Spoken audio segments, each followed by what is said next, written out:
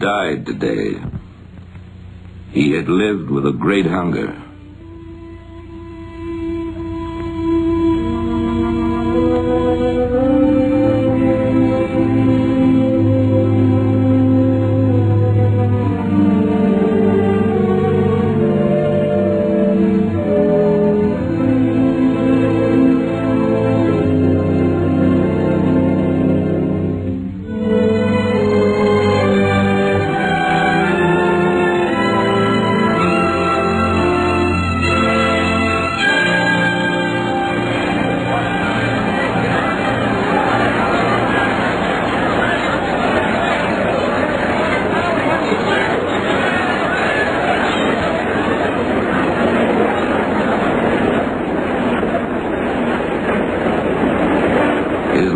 Film was Giant.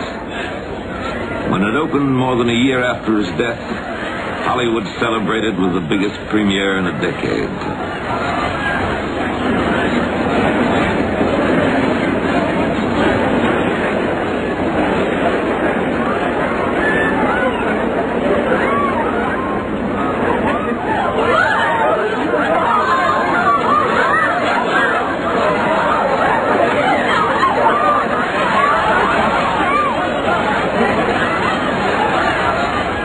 James Dean was billed below two other stars, but the night belonged to him. As the picture opened, with the first runs in the neighborhoods, everyone came to take a final look and gave him an ovation each time his face appeared.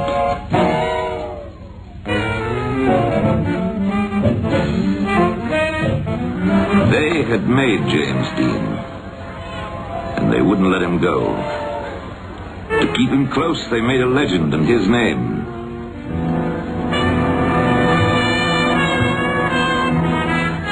From Maine to Manila, from Tokyo to Rome, he seemed to express some of the things they couldn't find the words for.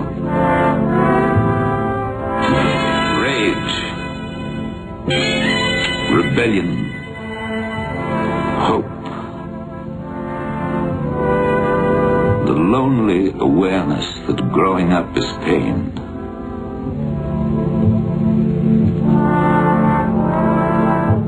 They wore what he wore. They walked as he walked. They played the parts they saw him play, and they searched for the answers they thought he was searching for.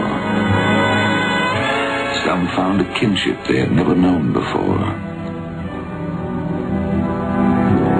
Youth mourned itself in the passing of James Dean. Because he died young and belonged to no one, every girl could feel that he belonged to her alone. Because he died violently, every boy could use him as a warning to his parents. If you don't start understanding me, I could go the same way.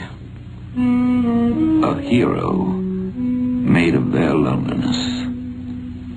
A legend woven from their restlessness, their energy, their despair. What has the hero to do with James Dean? What has the legend to do with his life? To those who made the hero, to those who wove the legend, this picture is dedicated with affection and with hope. If there is an answer, it belongs to them. To separate hero from legend, we must go back to Fairmount, Indiana, the land where he spent his youth.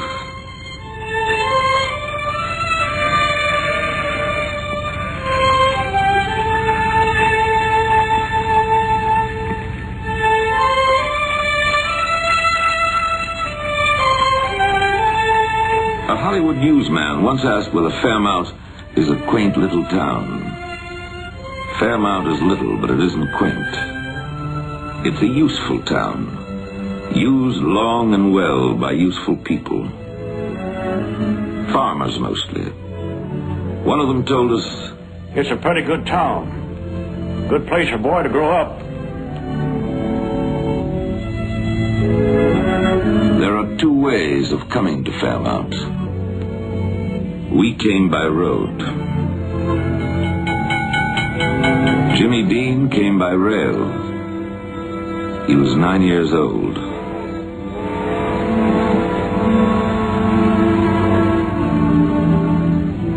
The body of his mother was on the same train.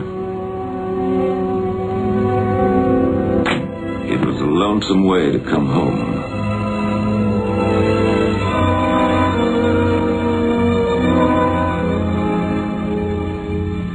For the years of his life, Jimmy looked to this town and the farms around it as his source and his beginning. A quiet land to come home to, a place to replenish himself. The road he traveled that first day became an artery of his life. It lies between cornfields and meadows, passes close to the Quaker church where he prayed, passes Mr. Carter's motorcycle shop, where he learned about speed, and the cemetery, with its generations of Winslows and Deans. The road comes at last to the heart of his childhood, the Winslow farm, home of his aunt, Hortense, his uncle Marcus, and his cousin Marky. The farm seemed strange to him at first, and the house seemed very big. He was left by himself to get over his grief. He woke up crying from a nightmare. He was dreaming of his mother. He would always dream of her.